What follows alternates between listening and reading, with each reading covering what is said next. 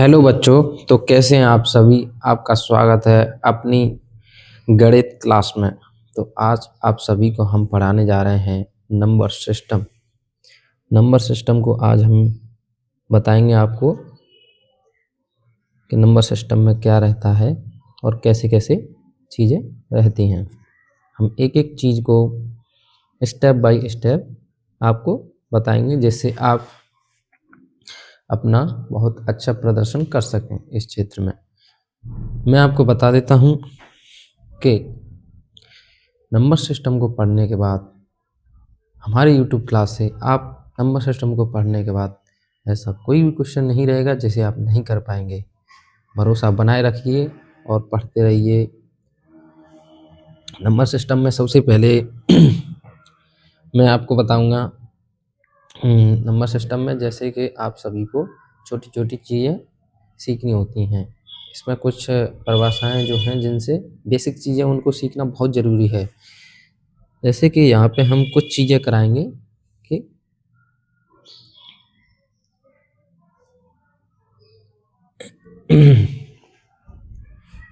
Number system में कुछ चीज़ों की परिभाषाएं जो बेसिक चीज़ें सभी को आती हैं और सभी को आनी चाहिए 10th क्लास में करने के बाद।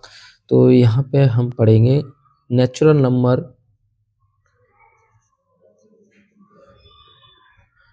यानी कि प्राकृतिक संख्याएं किसे कहते हैं। प्राकृत संख्याएं किसे कहते हैं। तो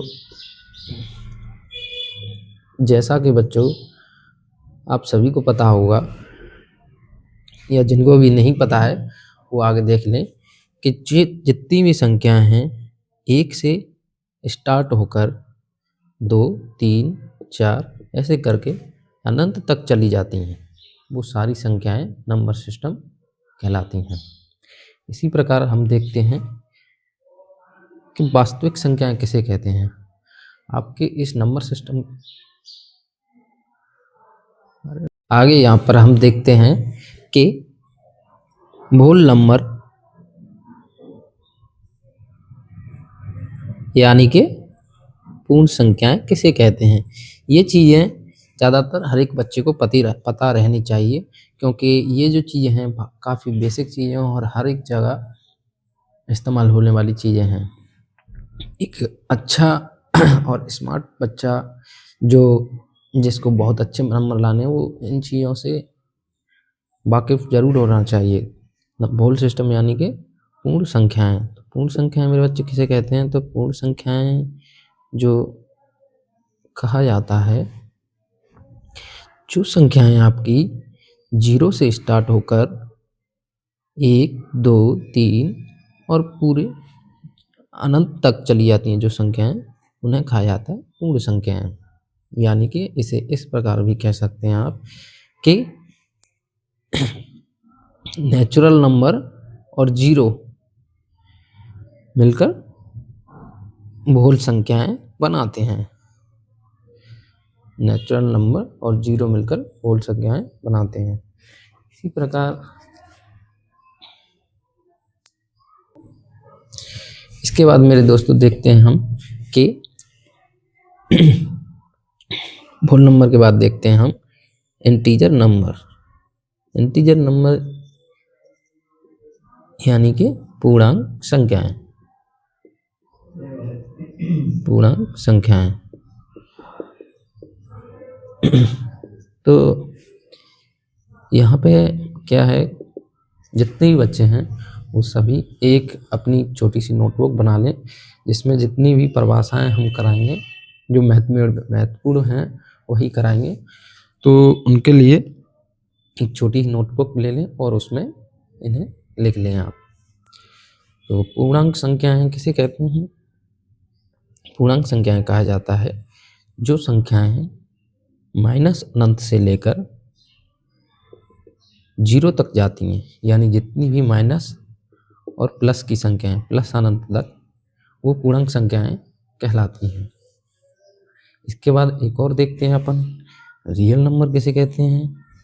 तो रियल नंबर में मेरे बच्चों वो सारी संख्याएं आ जाती हैं जो एग्जिस्ट करती हैं, यानी जो पूर्ण जितनी भी संख्याएं हैं वो रियल नंबर में आती हैं, कोई भी संख्याएं रियल नंबर में आती हैं, कुछ भी। अब इसके बाद अपन आगे देखते हैं, इसके बाद अपन देखते हैं कि इवन और ओड यानी कि सम और विषम संख्याएं किसे कहा जाता है। तो इवन संख्याएं वो संख्याएं होती हैं जो जैसे कि हम देखते हैं 2, 4, 6, 8 और आगे इसी तरह करके जो संख्याएं होती हैं वो इवन संख्याएं कहलाती हैं, यानी जिनमें 2 का भाग चला जाए या जिन संख्याओं में किसी का भाग चला जाए वो इवन संख्याएं कहलाती हैं। हालांकि ओड संख्याओं में भी भाग जाता है, यानी वो भी किसी से विभाजित होती हैं, लेकिन खास करके जिन संख्याओं में 2 का भाग चला जाए वो इवन संख्याएं होती हैं। इस तरह से भी अपन देख सकते हैं। तो और ओड संख्याएं जो होती हैं, इवन को छोड़ के जो भी संख्याएं, जो भी प्राकृतिक संख्याएं होती हैं वो ओड संख्याएं कहलाती हैं, जैसे कि 1, 3, 5, 7 और आगे। इसके बाद तो यहाँ पे बच्चों आप देख रहे होंगे जैसे कि यहाँ पे लिखा हुआ है प्राइम और कंपोजिट, अभाज्य और भाज्य संख्याएं। अभाज्य संख्याएं और भाज्य संख्याएं किन्हें कहा जाता है, तो यहाँ पे हम देखेंगे जैसे कि पहले हम देखते हैं भाज्य संख्याएं। उन संख्याओं को भाज्य संख्याएं कहा जाता है जिनके 2 से ज़्यादा फैक्टर होते हैं। 2 से ज़्यादा फैक्टर यानी कि जिनमें किसी का भाग चला जाता है, स्वयं के अलावा कि स्वयं और एक के अलावा किसी और अन्य संख्या का भाग जाए उसे भाज्य संख्या कहा जाता है। जैसे कि यहाँ अपन देखेंगे, यहाँ पे 1 को ना तो भाज्य माना जाएगा ना ही अभाज्य माना जाएगा। यहाँ पे जो भाज्य संख्याएं अपनी होंगी जैसे कि 4 और अपनी 6, तो इस 4 के तो फैक्टर, एक तो इसमें 4 का जा ही रहा है, इसके अलावा किसी ने 2 में जा रहा है, 2 का जा रहा है। स्वयं के अलावा स्वयं और एक के अलावा किसी अन्य संख्या से जो संख्या विभाजित होती है उसे कहा जाता है अभाज्य संख्या। इसमें 2 का भाग जा रहा है। यहाँ पे जो है इसके 3 और 2 फैक्टर हैं, यानी कि जिन संख्याओं के फैक्टर होते हैं उन्हें भाज्य संख्याएं कहा जाता है। अभाज्य संख्याएं जो भाज्य संख्याएं नहीं होती वो अभाज्य संख्याएं होती हैं। एक तो अपनी ये कॉमन परिभाषा है, और एक दूसरी इस तरह से भी अपन देखते हैं कि जिनका एक और स्वयं के अलावा कोई अन्य फैक्टर यानी कि गुणनखंड नहीं होता है, वो अभाज्य संख्याएं आती हैं। यहाँ पे अपन देखेंगे 2, 3, 5, 7 और अपनी 11 और ऐसे करके आगे चले जाएंगे। तो 2 एकमात्र ऐसी संख्या है जो सम यानी कि इवन अभाज्य संख्या है।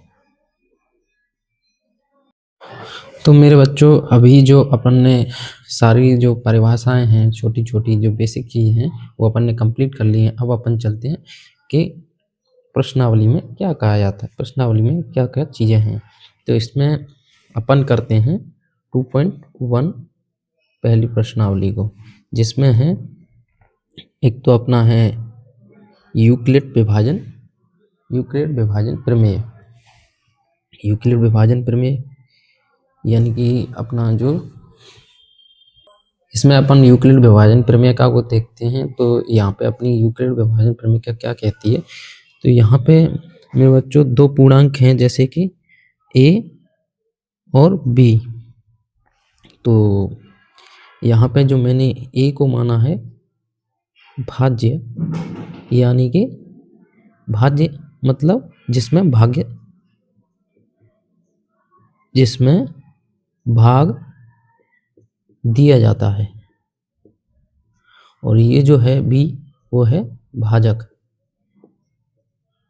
यानी कि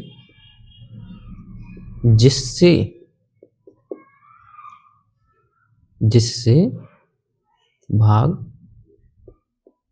दिया जाता है। जिसे भाग दिया जाता है उसे भाजक कहते हैं। भाजक यानी कि डिवाइजर, और इसको क्या कहते हैं अपन? डिवाइडेंड। तो यहाँ पे जो अपनी यूक्लिड विभाजन प्रमेय का क्या कहती है कि, तो यहाँ पे सभी बच्चों को पता होगा कि अगर किसी संख्या में किसी दूसरी संख्या का भाग दिया जाता है तो उससे बन के आता है एक जो आता है अपना भागफल, और एक आता है शेषफल। यानी कि यहाँ पे b में अगर मैं a का भाग दूं तो इस तरह से, जैसे कि b में मैं अगर a का भाग दूं तो कोई संख्या एक जो है अपना भागफल बचेगा, जिसे अपन q से डिफाइन करते हैं, यानी कि कोएफिशिएंट। और एक जो बचता है अपना शेषफल, कुछ भी, जिसे अपन कहते हैं रिमाइंडर।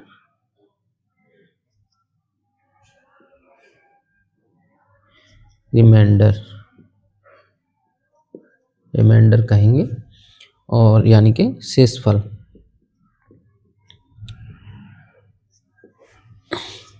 अपनी जो यूक्लिड विभाजन प्रमेय है वो इसी चीज को बताती है कि इसे अपन a equal to b into Q R plus R के फॉर्म में लिख लेते हैं। तो यहाँ पे जो है अपना शेषफल यानी कि r और q 0 हो सकते हैं, r और q 0 हो सकते हैं। यहाँ पे जो है अपना r जो है, r यानी कि शेषफल, वो या तो 0 भी हो सकता है, और 0 नहीं होगा तो वो हमेशा b से यानी कि भाजक से छोटा होगा। ये तो आप सभी को पता होगा। ये भाजक से शेषफल जो है वो हमेशा ही छोटा या फिर 0 के बराबर होगा। तो इसे अपन लिख लेते हैं, ये जो है r जो है या तो 0 के बराबर, 0 के बराबर, या सो b से छोटा होगा।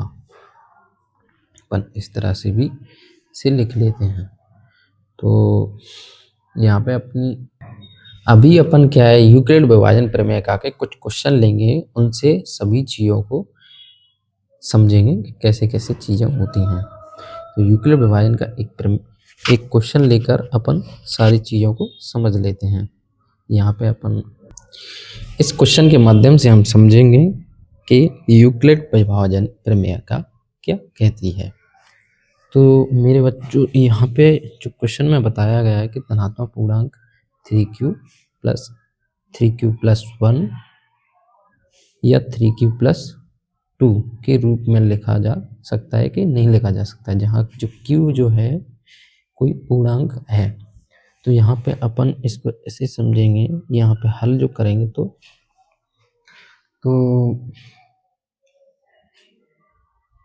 माना a जो है कोई धनात्मक पूर्णांक है, ये जो है कोई धनात्मक पूर्णांक है, a यानी कि भाज्य, जिसमें भाग दिया जाएगा। तो यहाँ पे b क्या होगा? b होगा 3, क्योंकि इसमें जो बताया गया है यहाँ पे इसको इस तरह से लिख सकते हैं, a बराबर BQ प्लस R के फॉर्म में लिख सकते हैं। तो a यानी कि भाज्य, b यानी कि भाजक। तो भाजक यहाँ पे है 3, जो अब हमने 3 ले लिया है, b यानी कि 3 भाजक। अभी क्या है, देखते हैं कि यहाँ पे जो पूछा गया है कि 3q या 3q+1 या 3q+2 के रूप में लिखा जा सकता है या नहीं एक धनात्मक पूर्णांक को। तो यहाँ पे क्या करेंगे, अपन हल करेंगे तो देखेंगे कि यहाँ a और b में विभाजन प्रमेय का, अरे यार, यहाँ पे मेरे बच्चों a और b में विभाजन प्रमेय का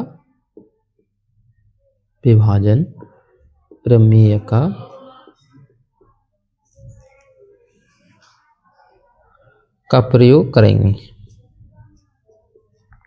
विभाजन प्रमेय का प्रयोग कैसे करेंगे, तो यहाँ पे जो है a देखेंगे कि a बराबर 3q + r, इसको विभाजन प्रमेय के रूप में लिख लिया है, जहाँ हमको पता है कि r जो है ये शेषफल है, जिसकी वैल्यू जो होगी वो होगी अपने भाजक यानी कि 3 से कम, और r जो है वो 0 के बराबर भी हो सकता है। r जो है वो 0 से बड़ा या 0 के बराबर भी हो सकता है। तो यहाँ पे जो है विभाजन प्रमेय का सीधा सीधा रूप क्या निकलेगा, यहाँ पे जो r अपना जो है उसे कितना कितना ले सकते हैं, r जो है 1 से लेकर 2, 3, 0, 1 और 2, 3 हो सकता है, 0 और 1, 2 हो सकता है। तो यहाँ पे अपने जो 3 समीकरण निकल के आएंगे उन्हें अपन इस तरह से लिख लेंगे, a बराबर 3q + 0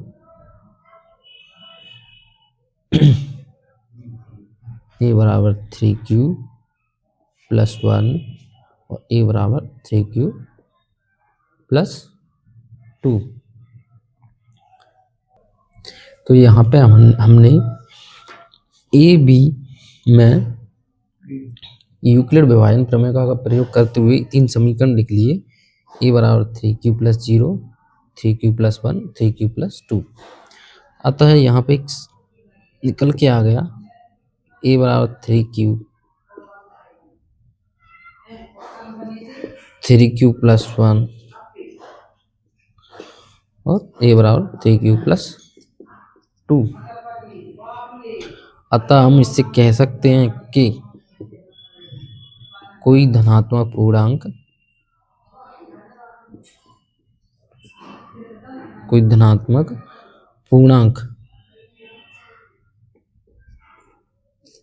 पूर्णांक जो है वो 3q + 1 और 3q + 2 के रूप में लिखा जा सकता है,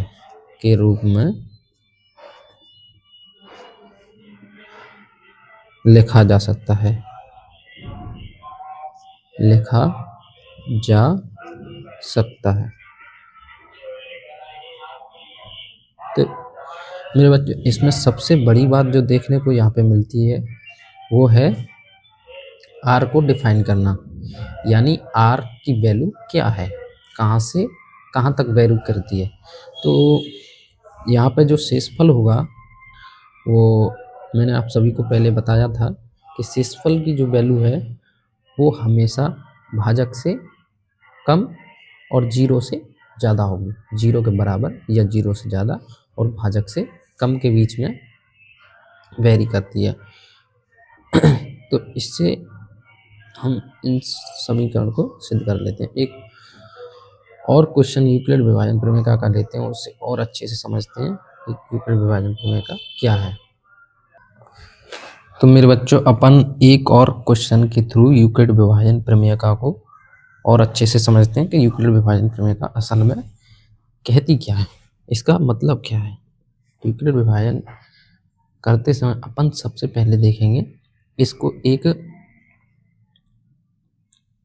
समीकरण फॉर्म में बनाएंगे, मतलब भाज्य बराबर भाजक इनटू भागफल, भाज्य बराबर भाजक इनटू भागफल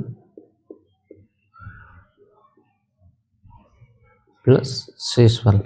सबसे पहले ये यूक्लिड विभाजन प्रमेय का को करने से पहले सबको पता होनी चाहिए इसका जो अपन को स्ट्रक्चर पता रहता है, ए बराबर बी क्यू प्लस आर,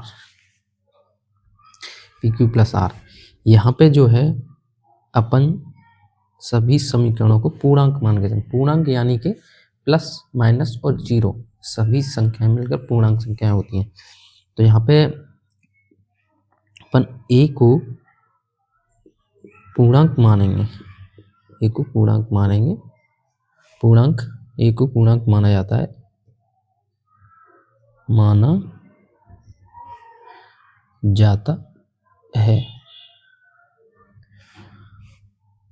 तो ए बराबर बी क्यू प्लस आर, इसको एक समीकरण फॉर्म में लिख लेते हैं। अब अपन क्या करेंगे इससे आगे, यहाँ से होगा अब ए और बी दोनों को, ए और बी में यूक्लिड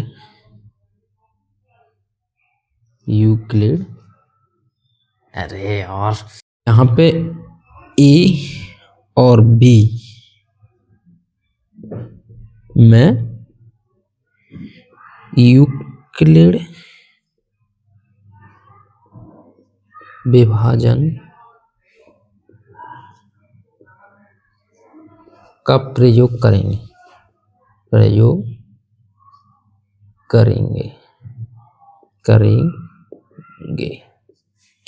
यूक्लिड विभाजन का प्रयोग करेंगे यानी प्रयोग करेंगे। तो यहाँ पे यूक्लिड विभाजन का प्रयोग यानी कि ए बराबर बी यानी कि भाजक, और क्वेश्चन में दे रखा है 2q प्लस 1, 2q और 2q प्लस 1। तो 2 यानी b की वैल्यू क्या होगी 2 और q की वैल्यू q, और यहाँ पे हो गया अपना r, जहाँ r की वैल्यू क्या होगी, जैसे कि आप सभी को पता है r जो है वो होता है 0 के बराबर या 0 से बड़ा, r जो है 0 के बराबर या 0 से बड़ा या भाजक से कम यानी 2 से कम।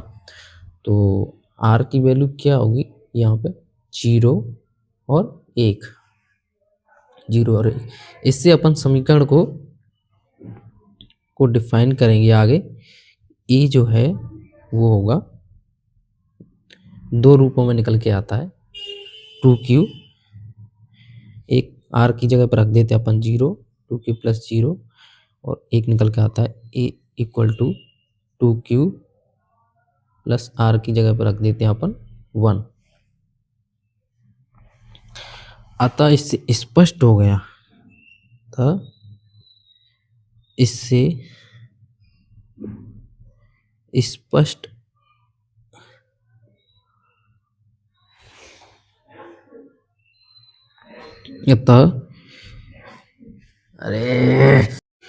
अतः इससे स्पष्ट है, चूंकि हमें पता है, चूंकि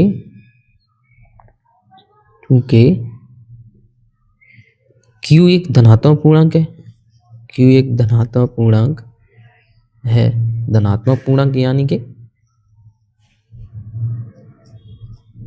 q एक धनात्मक पूर्णांक है, और हम जानते हैं कि किसी धनात्मक पूर्णांक का सम संख्या यानी कि 2 के साथ, सम संख्या 2, 4, 6 किसी के साथ भी गुणा करेंगे तो वह एक सम संख्या निकल के आती है। अतः इसे स्पष्ट है कि a बराबर 2q सम पूर्णांक है, सम पूर्णांक है।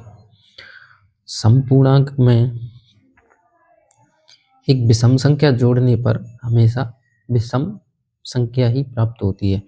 अतः a बराबर 2q+1 विषम पूर्णांक